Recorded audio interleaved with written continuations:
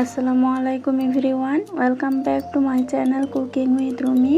আজকে আমি আফগানি স্টাইল আলু ভুর্জি রেসিপি নিয়ে এলাম। চলুন চটপট রেসিপিটা আরম্ভ করা যাক।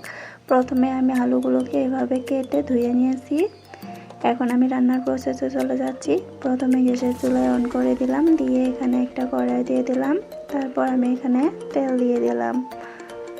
তেলটা গরম হয়ে আসলে আমি এখানে 1 টেবিল চামচ জিরা দিয়ে দেব।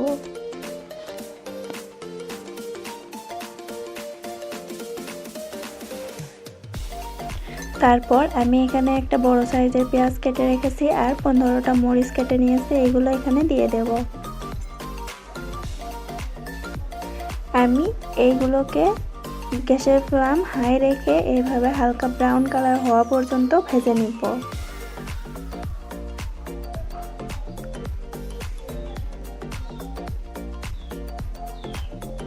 আমার পেঁয়াজটা হালকা ব্রাউন কালার হয়ে এসেছে। এই পর্যায়ে আমি এখানে কেটে রাখা আলুগুলো দিয়ে দেব।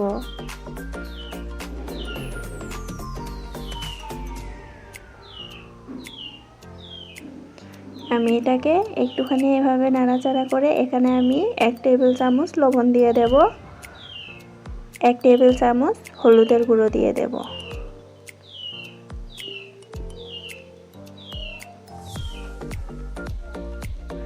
এখন আমি এইগুলোকে ভালোভাবে মিক্স করে নেব।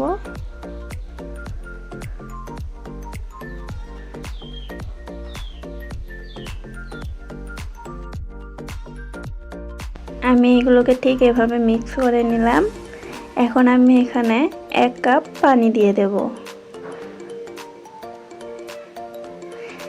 তারপর এটাকে আমি ঢাকনা দিয়ে হাই ফ্লেমে 5 মিনিট রান্না করে নেব।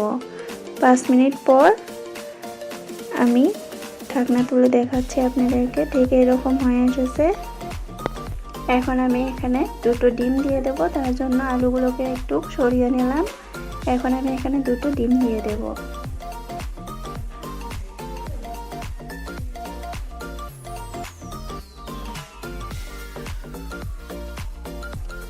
তারপর আমি ডিমগুলোকে আলুর সাথে ভালোভাবে মিক্স করে দেব।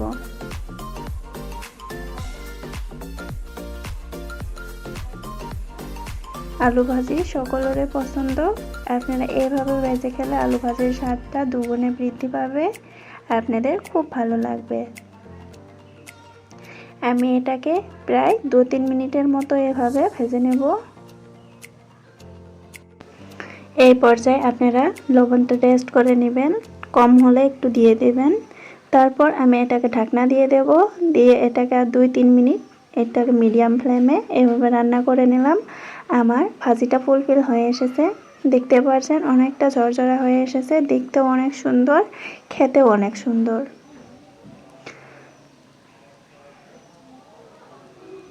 আমার ভিডিওটি ভালো লাগলে একটি লাইক করে দিবেন, চ্যানেলটি সাবস্ক্রাইব করে সাথে থাকবেন এইরকম আরও নতুন নতুন ভিডিও পেতে।